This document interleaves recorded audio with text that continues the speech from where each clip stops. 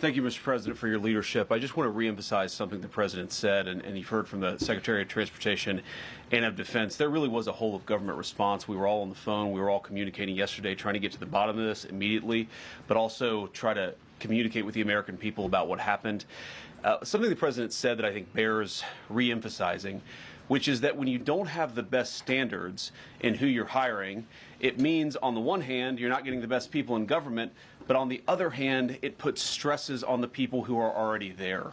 And I think that is a core part of what President Trump is going to bring and has already brought to Washington, D.C., is we want to hire the best people because we want the best people at air traffic control, and we want to make sure we have enough people at air traffic control who are actually competent to do the job.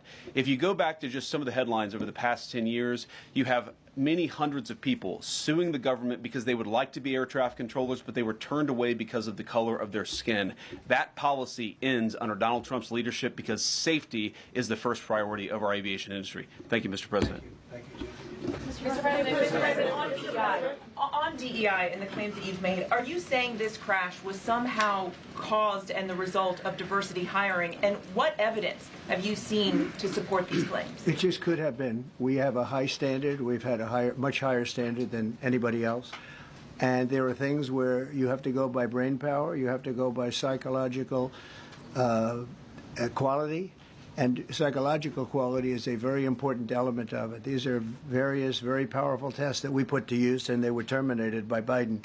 And Biden went by a standard that's the exact opposite. So we don't know, but we do know that you had two planes at the same level. You had a helicopter and a plane. That shouldn't have happened.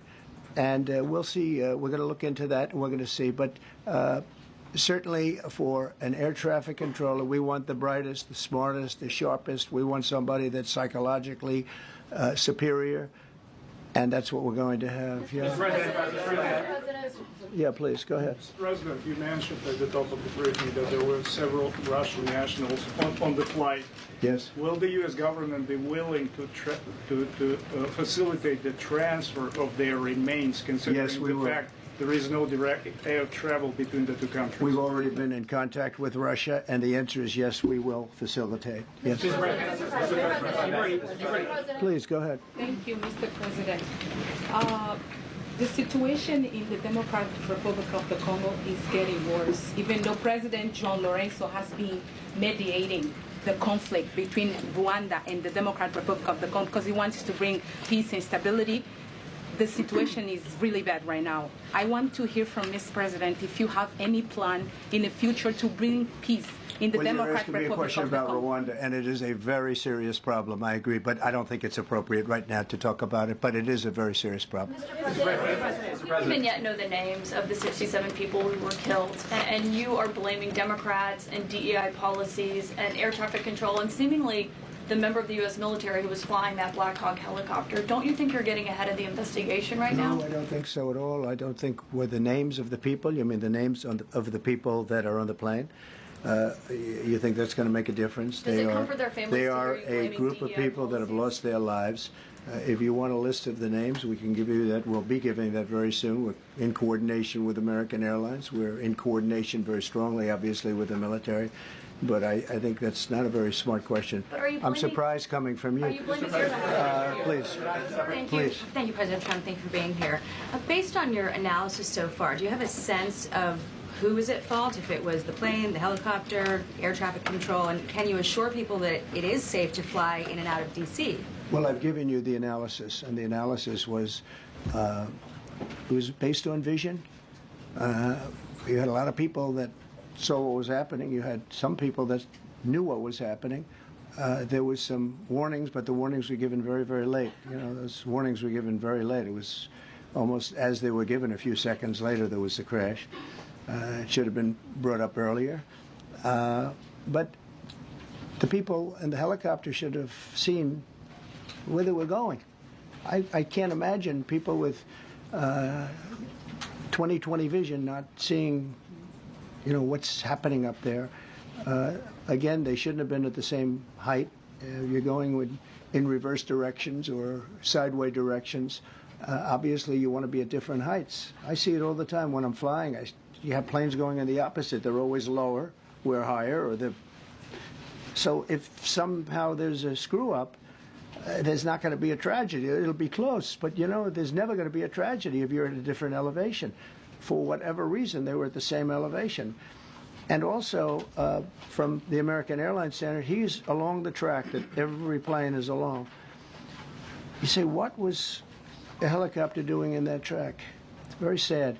But visually, somebody should have been able to see and taken that helicopter out of play, and they should have been at a different height.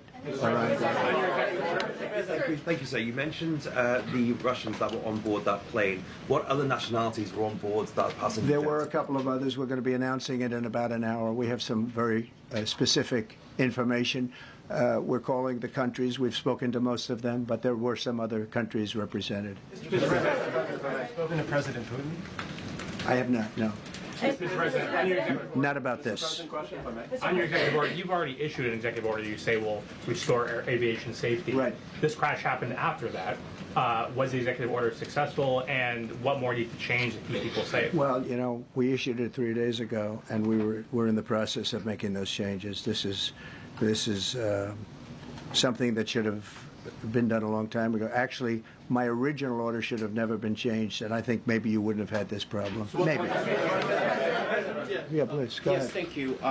We see like everyday life that very often those diversity hires cause sometimes issues, as you just mentioned. So what plan do you have? Are we going to see some fire? Are you going to fire some of those diversity hires in the federal government? What plan do you have? I would say the answer is yes. If we find that people aren't mentally competent, you see the language. The language is put out by them. And if you see that, I'm not going to bore you by reading it again, but these are not people that should be doing this particular job. They'd be very good for certain jobs, but not people that should be doing this particular job.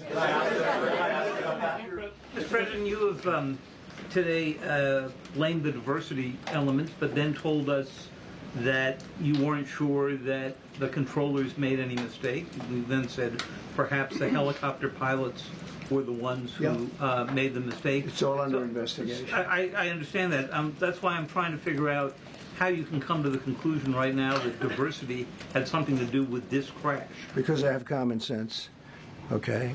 And unfortunately, a lot of people don't. We want brilliant people doing this. This is a major chess game at the highest level. When you have 60 planes coming in during a short period of time, and they're all coming in different directions, and you're dealing with very high-level computer work and very complex computers. And one of the other things I will tell you is that the systems that were built, I was going to rebuild the entire system, and then we had an election that didn't turn out the way it should have. But they didn't build the systems properly. They spent a lot of money renovating a system, spending much more money than they would have spent if they bought a new system for air traffic controllers, meaning the computerized systems. There are certain companies that do a very good job. They didn't use those companies. They used companies that should not have been doing it. No, I think it's very important to understand that for some jobs, and not only this, but air traffic controllers, they have to be at the highest level of genius. Okay. I want to ask you about the ice skaters in a moment because the U.S. ice skating community was affected. But first, if I can, the cited FAA text that you read is real. But the implication that this policy is new or that it stems from efforts that began under President Biden or the Transportation Secretary Pete Buttigieg is demonstrably false. It's been on the FAA's website. That, you? No, it's on the website, the FAA's website. It was there in 2013. It was there for the entirety. What I read. It was there for the entirety of your administration too. So my question is, why didn't you change the policy during your first administration? I did change it. I changed the Obama policy, and we had a very good policy. And then Biden came in and he changed it. And then when I came in 3 days ago, I signed a new order bringing it to the highest level of intelligence. Okay. It was on the website. Please. Quiet. Thank you, welcome back to the. I'm sorry.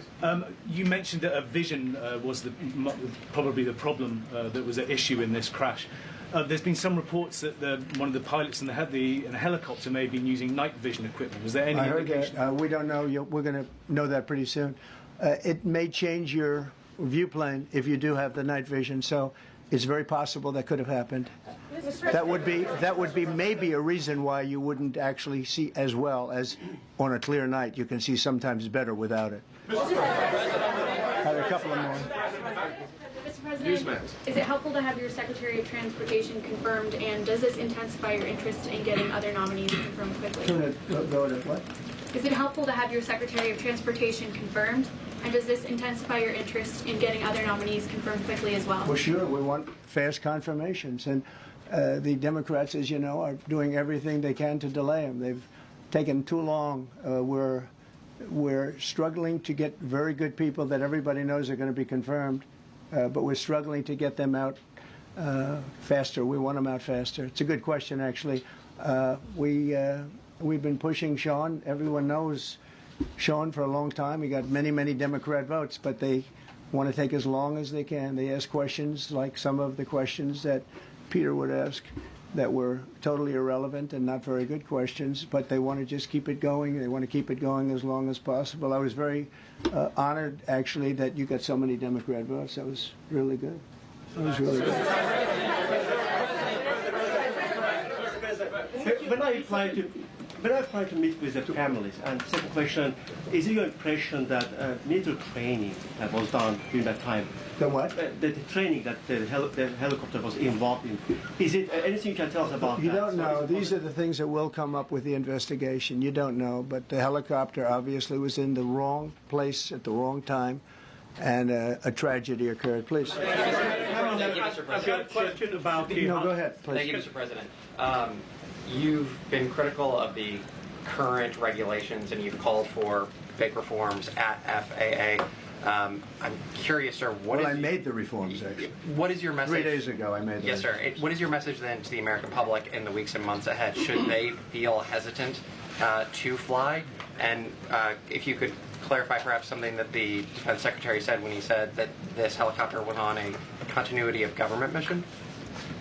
I don't know what that refers to, but they were practicing. They do that. They call it practicing, and they were, and that's something that should be done. It's only continuity in the sense that we want to have very good people, and that has to be in continuity, and that's what they refer to.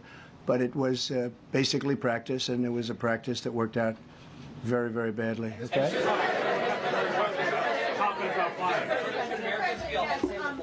On his question, the first question, should people be hesitant to fly right now? No, not at all. I've not hesitated to fly. This is something that it's been many years that something like this has happened, and the collision is just something that we don't expect ever to happen again. We are going to have the highest level people. We've already hired some of the people that you've already hired for that position long before we knew about this. I mean, long before. From the time I came in, we started going out and getting the best people because I said it's not appropriate what they're doing. I think it's a tremendous mistake. You know, they like to do things and they like to take them too far, and this is sometimes what ends up happening. Now, with that, I'm not blaming the controller.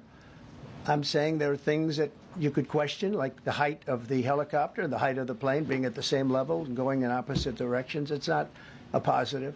But no, we're already hiring people. No, flying is very safe. We have the safest flying anywhere in the world, and we'll keep it that way. Thank you all very much.